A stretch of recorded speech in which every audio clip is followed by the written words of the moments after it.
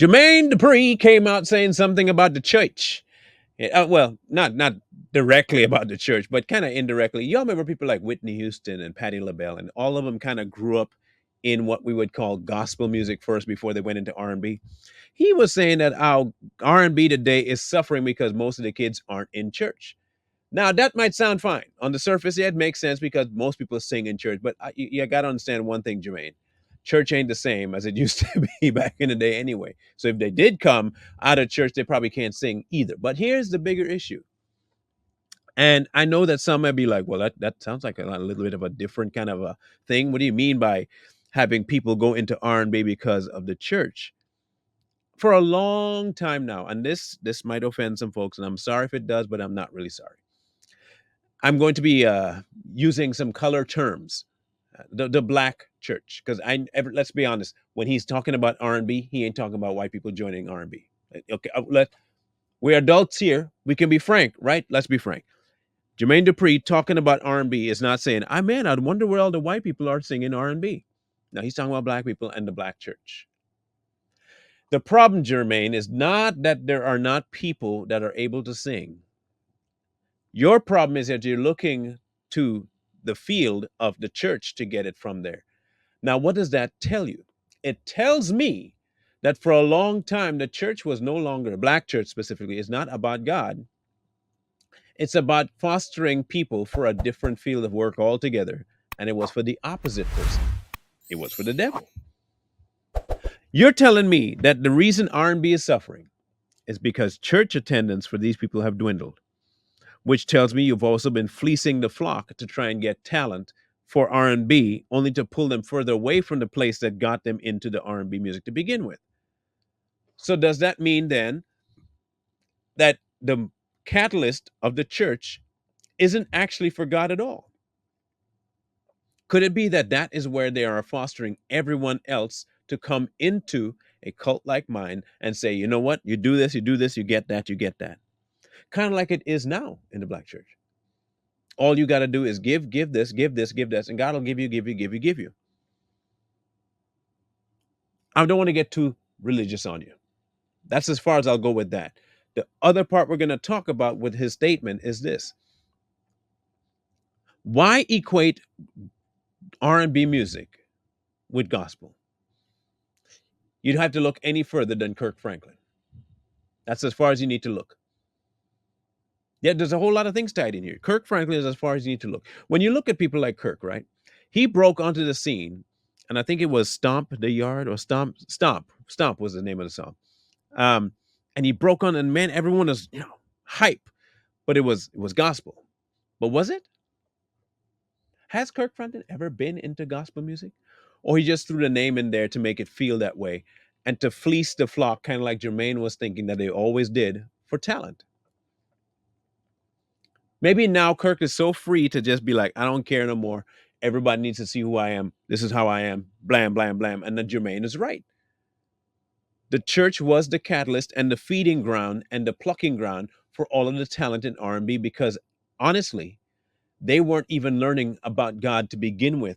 They were simply there to learn how to sing. It was a camp. And it still is kind of, but there are not many people attending it anymore. At least not with the invention of auto tunes. But I digress. Not many people are entering into that field because they're not attending church. The church is no longer having the effect that they're supposed to have.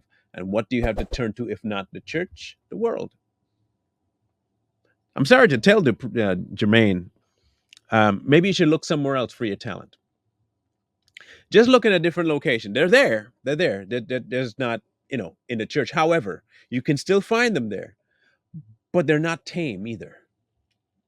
There's so many crazy things going on with this world that you look at situations like this and you have to ask yourself, how does somebody like Jermaine get on screen and out loud admit that he goes to the church in order to get people to sing about sex, alcohol, and drugs? You tell me.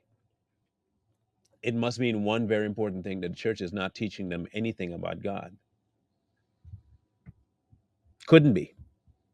There'd be nothing there for Jermaine to get. There'd be nothing there for R&B music to get. But because there is something and it's lacking now because they're not going, is because you don't have to, because there's nothing there. There's nothing for anybody in these places. The church has long ago forgotten about their role and their place. It has become all about money, and it has become all about the look. And Jermaine knows that that has been a case for a while now. Otherwise, he wouldn't mention getting talent from there. But he does have a point.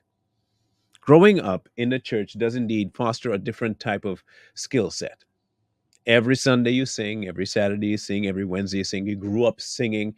Those who may not be able to carry a tune in a bucket might start learning how to carry, and all of a sudden they become the best singer. And all of a sudden now you need record deals. Jennifer Hudson went there.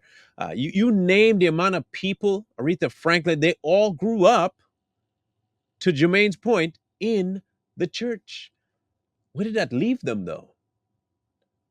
So it tells me, and again, there are lots of people we can link into this. People like TD Jakes that are saying they're part of the cloth, but they're not really pushing it at all. It's a cover. It's a cover. But he can't be lying too badly because it does breed talent. Just not the talent that it's supposed to be used for. You have kids. If you do, I have 5. And if you have kids, you'll have to understand this in the upcoming years in their life. The things that will influence them most might be the things that you've ignored. Okay? And it may not be to the positive. You send them places, you expect them to either go to learn, go to adjust, something. And then all of a sudden they start changing on you because you're not monitoring it. But you didn't check to see whether or not that place that you sent them to was a ground for them or for somebody else to grab them from. Jermaine's admitting to you that they do that. That's exactly their plan. In some ways, though, I'm glad he's suffering to find people. That means one of two things. Well, it's not really all good, but it could mean one of two things. People are fed up and they're done with religion. Or two, people are fed up and done with religion. One's good, one's bad. You say, well, they're the same thing. No, they're not. You can be fed up and done with religion and get yourself spirituality with God. Or you can be fed up and done with religion and be fully done with God altogether. Then you'll find yourself in R&B and you'll find yourself in rap. Jermaine's not wrong. His approach, however, and his wishes are, but he is not wrong. If you have children and you want to keep them safe in the next few years, future, and they do have some talent, please, for all it is holy, do not put them in that position. It's not worth it. If this last 2 years hasn't proven to you now that the industry itself is entirely corrupt and you could lose your child, not just emotionally and spiritually, but physically. Your children could lose their children. There's a path set before you and it forks. One of it is ignoring all of the things that the people out there tell you you should be. And the other one is going to where God told you you should be. All I have to tell you is this. I'm not telling you how to live your life. I'm not telling you what to do. I'm just going to say this. Choose wisely.